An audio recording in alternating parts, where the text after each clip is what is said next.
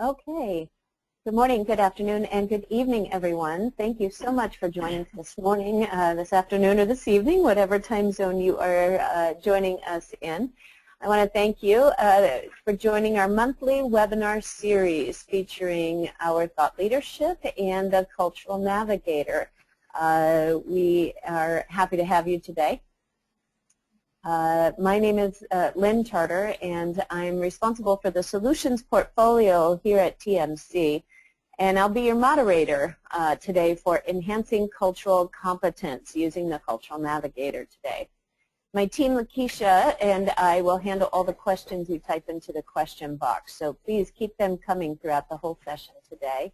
We'll make sure we get to as many as possible and get answers back to you. We're pleased to partner today with two folks, Ela Gandi and Jeff Santilli, for this webinar today.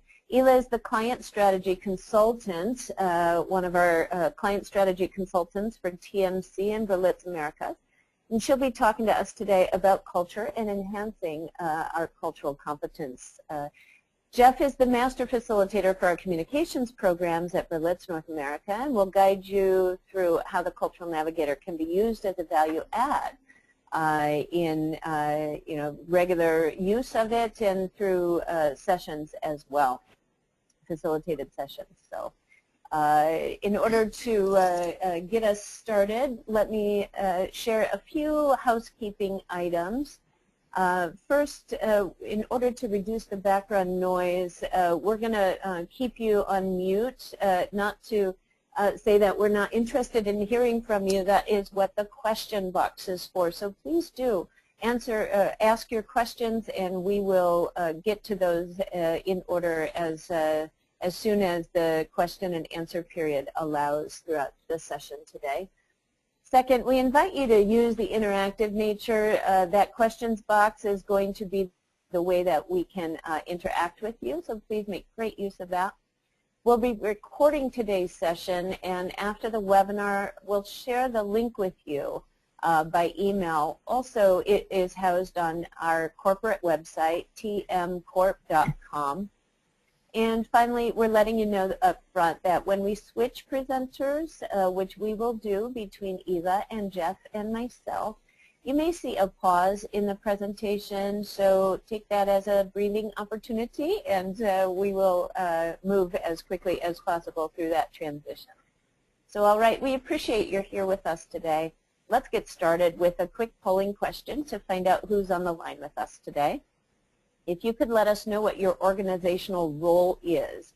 And here are the selections: talent management, organizational development, training, business line leader, or other. And if you choose other, please type into the chat box what other is, what role you do play in your organization. All right, thanks so much, Lakeisha.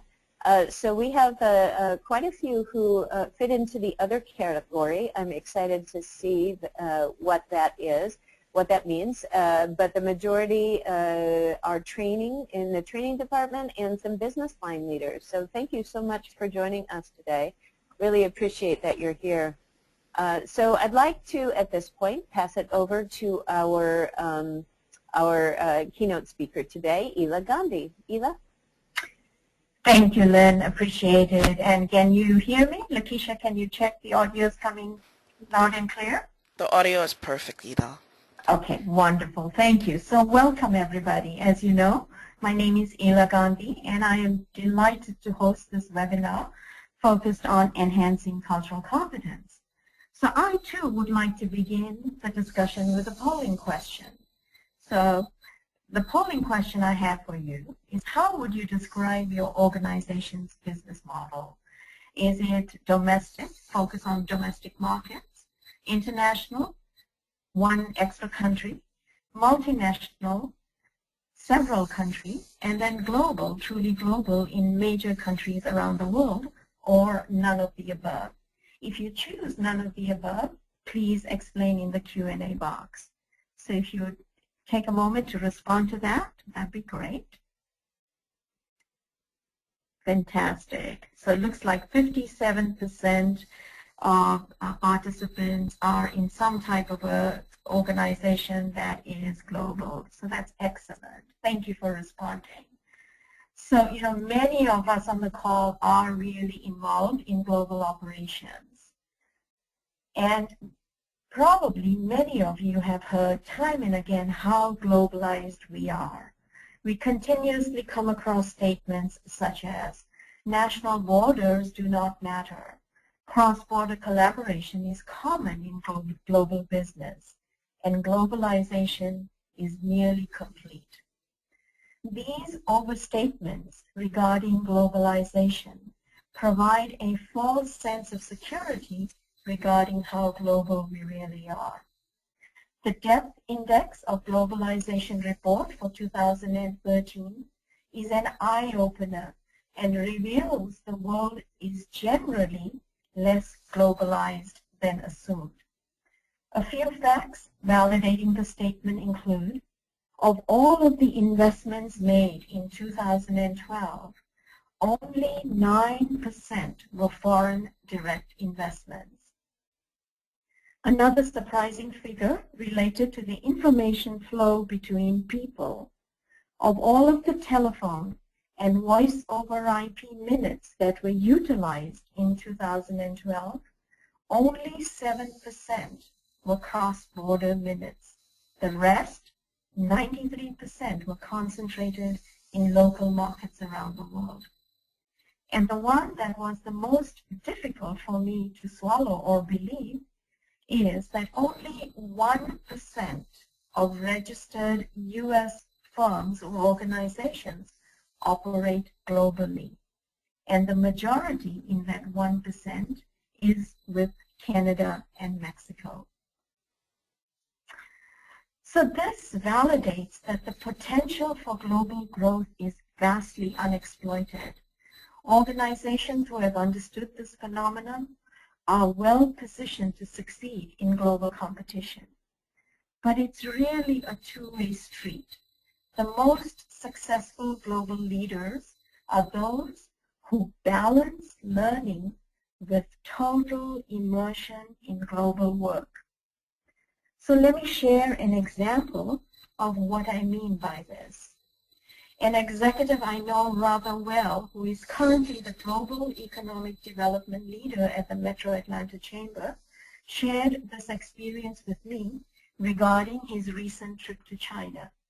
He makes anywhere between 15 and 20 global trips a year and is a seasoned globalist. These trips are focused on FDI investments, especially with local businesses who are considering entry into the U.S. market and U.S. firms looking to enter overseas markets. This trip to China was different in that he was invited to teach a 6-week class on globalization to MBA students at the University of China in Shenzhen. So here are a few highlights of his experience in his own words. For the first 48 hours, I kept asking myself, what am I doing here?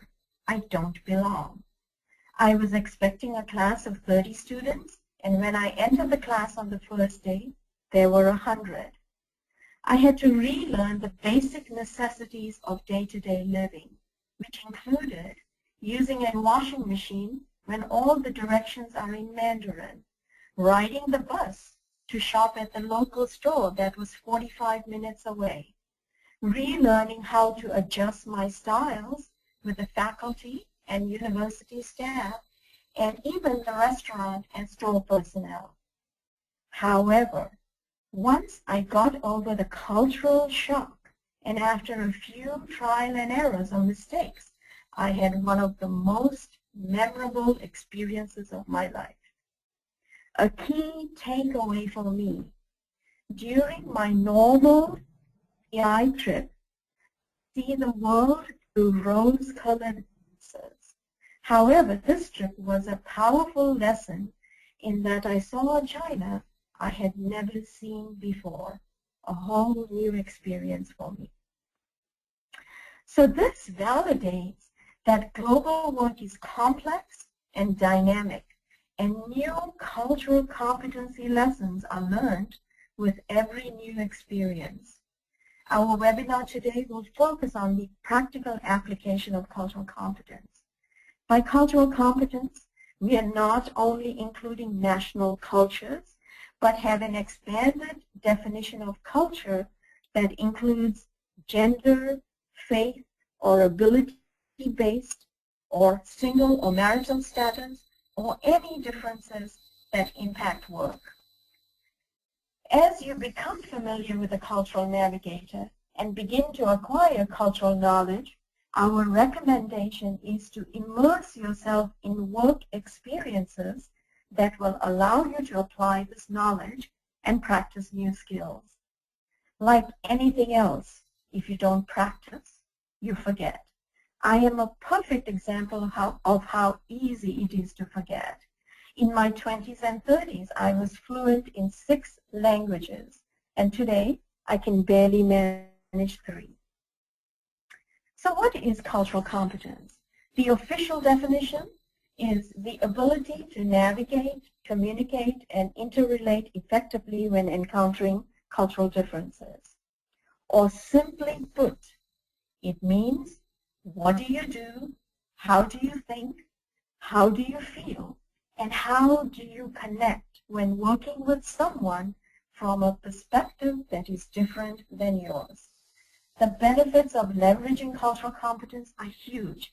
However, in today's complex business environment, cultural knowledge by itself is not enough.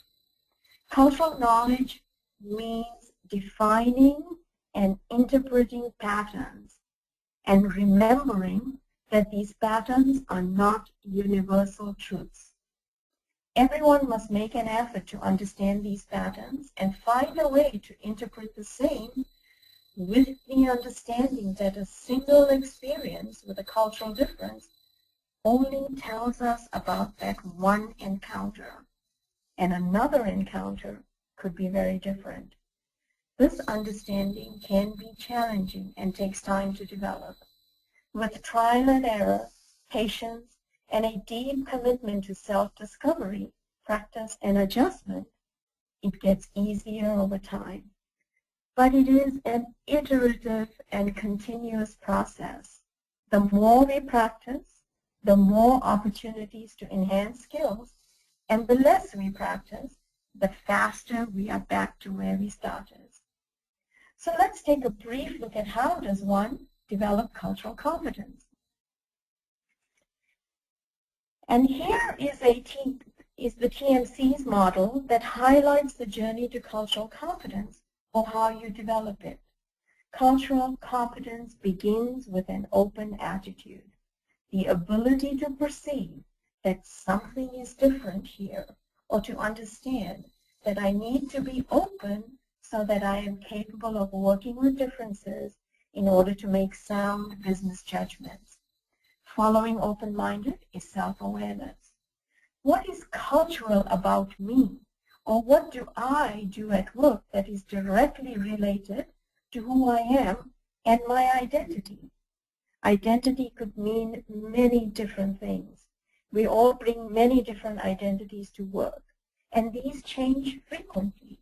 For example, today, your identity could be that you are a new immigrant, a single mother, a nighttime student, a nature lover, and the list goes on, and it changes. This understanding of self and others help you really become aware of cultural awareness and become aware of others. So cultural knowledge, which follows next, is equally important. Being informed is really half the battle won. Once you are armed with cultural knowledge and cultural awareness, cultural skills is the next progression. The ability to leverage this knowledge and awareness to enhance interactions. For the short time we have today, let's review 2 important areas of this journey. But before I do that, let me ask you to respond to another polling question. So here is another polling question for you. Which area of the journey to cultural competence is the most difficult for you? Is it being open-minded, building self-awareness, learning about others, gathering cultural knowledge, or developing cultural skills? If you can take a moment to respond to that.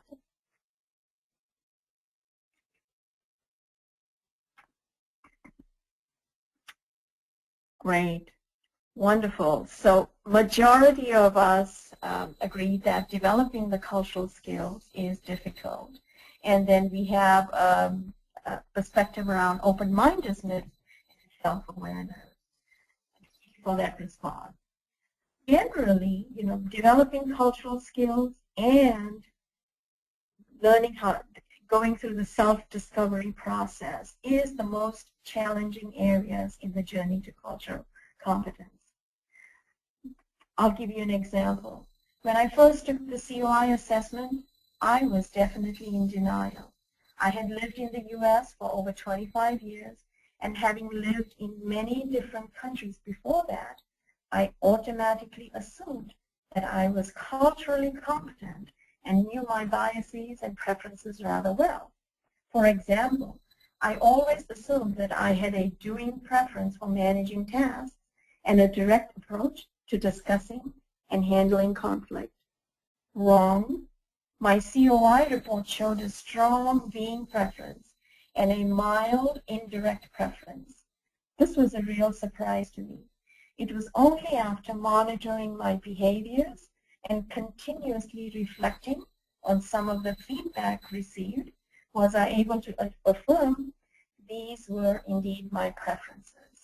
A key takeaway for me was the understanding that our cultural preferences are deeply rooted in our subconscious, and it requires commitment, time, and effort to bring these to the surface. Once I understood this, I began to see how I was perceived by my colleagues, and that was a turning point for me. But a little knowledge is dangerous, and it can get in the way. Let's address stereotyping. A conscious awareness of stereotyping is paramount in cultural competence. With knowledge comes confidence. And once we acquire knowledge through the country guides on the Cultural Navigator, it is easy to overgeneralize that everyone from a culture has the same preference. For example, I know that India is a hierarchical culture, and if I assume I can predict my Indian colleagues' preferences and or reactions based on this knowledge, then I am grossly stereotyping. Another roadblock is the combination of the dynamical differences. Imagine the challenges faced by a global manager who supervises a team covering 6 countries, with each member bringing his or her individual cultural perspectives along with a myriad of country-specific norms and values. Having an intimate knowledge of each country's cultural norms, while significant, is impractical in this scenario. In this instance, besides cultural competence, the global manager must be equipped with a global mindset, metacognitive skills, and a lot of flexibility. This will prepare him or her to cope with the power, communication, thinking differences, and similarities. And with time, he or she can experiment with these cultural differences and similarities to develop a unique strategy that can deal with the specific cultural issues relevant to the team. So here are a few tips to developing cultural competence. First and foremost, you have to take your COI assessment. This is the foundational block that initiates the awareness process. And then talk the talk. Practice leveraging the cultural orientations model vocabulary at every opportunity. This model provides a safe and neutral vocabulary to overcome differences through dialogue and conversation. Assume best intentions and check for assumptions. Workplace frustrations are oftentimes unintended consequences of opposing preferences. Be willing to admit mistakes or missteps as you make them, taking responsibility for your actions, apologizing for mistakes, demonstrates the value you place on openness and accountability. And then listen to your inner voice, or as I like to say, reach out into your personal cultural bank. Find a way to bring underlying cultural assumptions to the surface by being more attentive to your thoughts and judgments. Leverage resources if you have them. Form a habit of accessing the Cultural Navigator or other resources frequently. And then validate, and validate your preferences and those of your colleagues. These can change with new experiences, so validate at every opportunity. And now I am going to turn it over to Jeff, who will demonstrate some of the features we discussed on the Cultural Navigator learning platform. Jeff?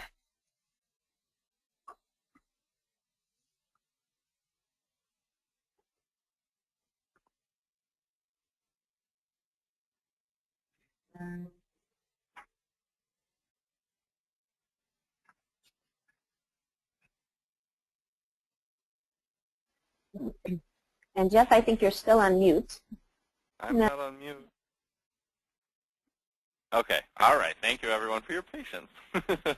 Hello, everyone, and thank you, Ela, for speaking to us about the importance of cultural competency. I'd like to now demonstrate how you can use the Cultural Navigator as a valuable resource to expand your cultural awareness. First of all, I'd like to introduce the Cultural Orientation Indicator Assessment, or COI. The COI is our core tool that helps you build cultural competence and supports cross-cultural communication. As Ela mentioned, self-awareness is essential as the first step in becoming culturally competent. When we think of culture, it can be easy to focus on others' differences. But before we think of other cultures, we first need to understand ourselves. The COI can help you with this. So for those of you who aren't familiar with the COI, the first step is to obviously take your own assessment, which is a series of questions regarding your preferences in the workplace. You can do so through the Cultural Navigator. This assessment takes approximately 15 minutes, and once you've done so, your personalized report is available to you on the home page. So here you can see my Cultural Navigator homepage, and when I click on my COI, the first click offers a summary overview of my results. So if you just want to quickly remind yourself of the outcome of the assessment, this is easily accessible with one click. Here you can see my COI summary report. It describes your individual cultural preferences in the work environment that have been shaped by your experiences at work, as part of a team, a functional group, a corporation, and of course your national culture and individual life story as well. So as you can see, the COI report spreads over 3 cultural dimensions. These are interaction style, here on the left in blue, or how we prefer to communicate in the workplace. Thinking style, in the middle in green, how we process information or conceptualize in the workplace. And finally, sense of self on the right, in orange, which describes what motivates us and how we are emotionally invested in our work. Each dimension is subdivided into several cultural orientations that are laid out on a continuum.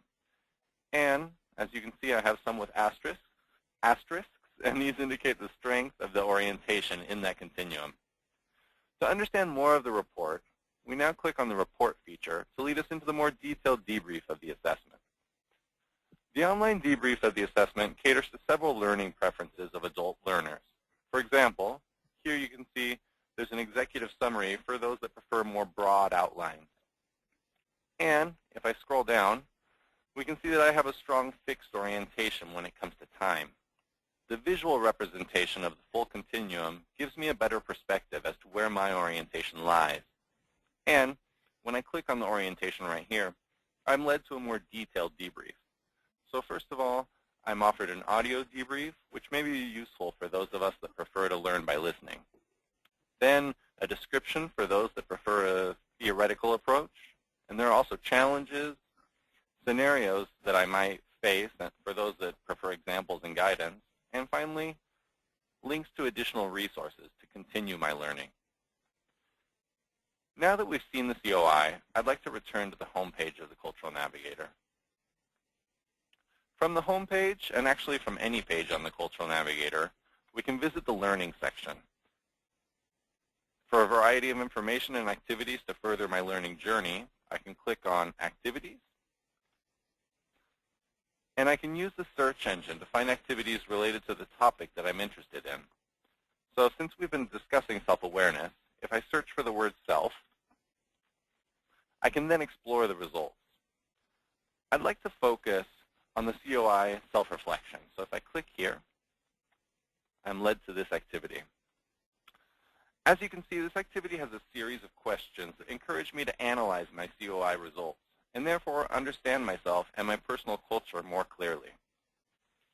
And if I want to suggest this to other people in my network, I can do so by going up and clicking, I already did it earlier, but I clicked recommended, and that will appear in the news feed of anyone in my network on the Cultural Navigator.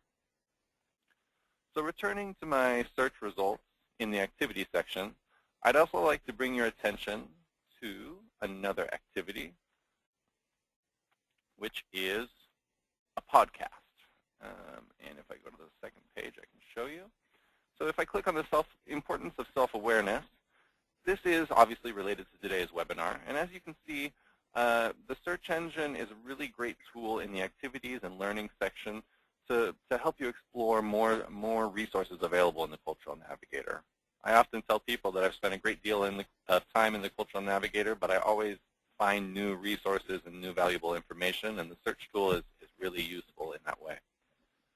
So I'd like to go back to the home page of the Cultural Navigator again to show you something else, which is the network feature, which I mentioned briefly earlier. When I click on Network and then Colleagues, I can see the colleagues that I have sent invitations to connect to within the Cultural Navigator. Now, it's important to keep in mind that COI results are private, and the information is only shared with people whose invitations you have accepted to be in your network. However, having said that, once connected, you can do a COI comparison with coworkers that you are collaborating with in order to compare your similarities and differences in the workplace. This information not only allows you to understand your coworker, but can also be a resource in your own self-understanding, as colleagues can often provide specific examples of your own preferences in action when you're analyzing your own COI results. Often that external point of view is really useful, I find. So finally, the last feature I'd like to focus on today is also in the learning section. Hila will later be referring to the key cultural skills. And if I put that in our search engine here, you can see that we have an e-learning module on this topic. So if you'd like more information on key cultural skills after this webinar, please use the search engine in the learning section to easily find this module, which I really recommend. So having said that, I hope that this information has shown you how the Cultural Navigator can assist you in becoming even more culturally competent. And I will switch back over to you, Hila. Thank you, Jeff. Appreciate it. And so let's go back to the journey to cultural competence. And I'd like to take a few minutes to review the cultural skills in this journey to cultural competence. So let's move to the next slide. Practicing the 4 cultural skills is fundamental to becoming culturally competent. Cultural due diligence, accessing knowledge to understand all possible implications and effects on cultural relationships at work. Style switching, the ability to leverage a broad and flexible personal cultural bank to deal with each cultural situation. You can ask yourself, is it reasonable and feasible for my counterpart to change? Or does it make much more sense for me to adjust in order to go ahead and manage this interaction? Cultural dialogue, the ability to neutrally highlight cultural differences, bridge and close cultural gaps, and create cultural harmony through dialogue and conversation. Cultural mentoring. At all times, we need to be looking for opportunities to culturally mentor each other. There are times when others may need your help, and there will be times when you need help with adaptation and integration. So I'd like to spend the next few minutes focused on understanding one set of preferences and then review a personal case study. Power is recognized as one set of orientations that can get us into the most trouble at work. How do individuals view differentiating power relationships at work? Hierarchy equals to a high degree of acceptability of power and social stratification. Most Asian and Middle Eastern cultures are generally hierarchical. The work premise being your role in the organization will determine how much you need to know. And on the opposing spectrum is the equality preference, where there is little tolerance for differentiating power and a minimization of social stratification. Most countries in Western Europe and Israel generally have a preference for equality. So here is my personal story. I have a very strong hierarchical preference. Some of the influencing factors and experiences from my life that defined this preference are: I was raised in a traditional Indian family environment where women and girls do not speak up or share what they are thinking. As a child or a young adult, you take your direction from the elders in the family or the community, or your teachers, since elders are wiser and know better than you. Individualistic thinking and behavior was a no-no and complete taboo. You were considered to be selfish, arrogant, and disrespectful if you placed more importance to your choices than the collective choices of the family. So when I arrived to the United States, and in my first job in the United States, I was totally miserable. I could never understand how Americans communicate. You could never get a word in edgewise. Conversations felt like a race to the finishing line. I would wait for silence to provide an opinion. Well, silence never came, and so I never said anything. I waited for my manager and peers to ask me to take on tasks and own projects, since I firmly believed that I did not have the authority nor the permission to take on tasks and projects on my own. Well, that never happened.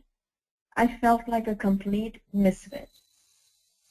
For 6 months, I tolerated this misery, and then I either had to quit or do something about it. So let's stop for a minute, as I would be very interested in your perspective. Before I share some of the lessons learned and how I worked through the situation, let's open one more polling question. So the question is, which cultural skill or cultural skills, you can choose more than one, would help me in this situation? Would it be cultural due diligence, style switching, cultural dialogue, cultural mentoring, or other? If you choose the option other, please explain in the Q&A box.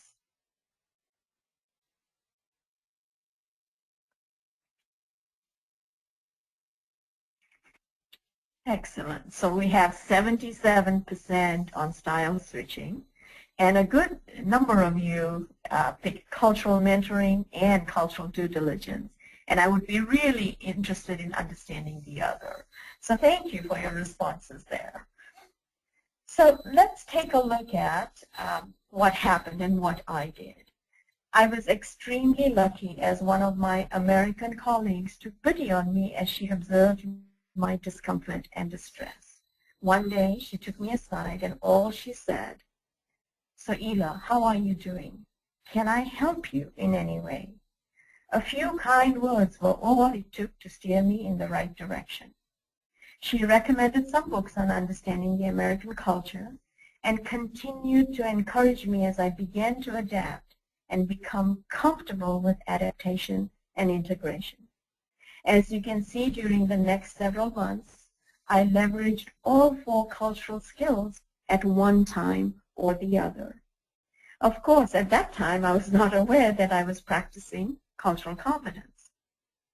You may be surprised, but after 25 years of adjusting to the United States, ever so often, I still need to reach out to my personal cultural bank to validate my preferences, understand my behaviors, so that I can continue to enhance my interactions at work. So in conclusion, let me say, while globalization is not as prevalent as we think or as we hear, there is an abundance of opportunity for growth that organizations can leverage. However, globalization has had an impact on most individuals who interact with others at work. You can be anywhere in the world and still work with someone who thinks, feels, and connects differently. Ever so often I get a client who will ask me for a cultural do's and don't list. So if I were to give you one, this is what I would say. When all else fails, follow these 3 guiding principles and you will be okay. They are: assume good intentions and check your assumptions. Don't judge your colleagues, especially behaviors demonstrated, since what you perceive may not be true or may not be intended. And when in doubt, take your cue from the other person. So good luck with your journey to cultural competence, and thank you for joining the webinar today. I'd like to turn it over to Lynn to wrap up the presentation for our session today. Lynn? Thanks so much, Ela. Fantastic. I'd like to finish up with a set of 2 questions, if I could. As Jeff showed us the features and functionality of the Cultural Navigator, I wonder what is most exciting about this newest version. We're about a year into the new version of the Cultural Navigator, and we're interested to hear from you. Is it the updated overall look, the ease of navigation, the customizable user interface, the updated Cultural Orientations Indicator, or COI assessment, or the collaborative learning tools? Let's see what our folks have to say. So the collaborative learning tools, yes, thank you so much. We're definitely seeing that usage as very high on the Cultural Navigator from our current clients. Okay, and so the opposite question for you is, what do you think would be the biggest challenge, or is the biggest challenge, to launching the tool in your organization? Is it marketing materials to support the organizational launch of the Cultural Navigator? Is it getting the message out to your organization? Is it driving usage and getting people to log in to the Cultural Navigator? Or is it answering questions about the web tool? Perhaps there's something else, and please use the question box for that. So let's see what we have to say here. Oh, looks like driving usage and marketing materials are the highest demand. And we have heard this over the last year of our webinar series as well, and we continue to refine our marketing materials and help support our clients in driving the usage. So please reach out to us if you are experiencing those challenges. I do want to highlight the 4 key pillars as we have designed the Cultural Navigator. And our first key pillar is that it's personalized. The content and the learning opportunities are presented to the user based on the preferences, based on your selection of interest buttons on the very top of the Cultural Navigator. And so those learning opportunities are presented to you based on what your interests are. The collaborative learning is built into the tool, and based on your polling responses, it is something that is exciting to you about the Cultural Navigator. We've built it in on many levels, more than what we have demonstrated to you here today. And learning online in the Cultural Navigator is relevant to each client at the organizational level. We have made it customizable on the organizational, the team, or the individual level as well. So quite an extensive opportunity for you to make it real to your learners. And finally, the Cultural Navigator is representative of all of our product offerings and provides an excellent platform for Berlitz and TMC pre- and post-session extended learning, or inside of your own organization to extend the learning either in front or on the back side of your session. So I hope you can join us for another webinar in this series. We do these on a monthly basis. January's session will focus on COA certification, so really developing those champions of change inside your organization. And then in February, we'll go to the university environment and figure out what cultural competence development at the university level looks like with a case study called Double Click on Culture. And Karen Walsh is our guest speaker for that session. So we hope to see you at one of our upcoming webinars. I want to thank you for your time today. I hope this webinar has been value add and really understanding how the Cultural Navigator can help foster cultural competence and inclusion in your workplace. Thanks for your participation. We now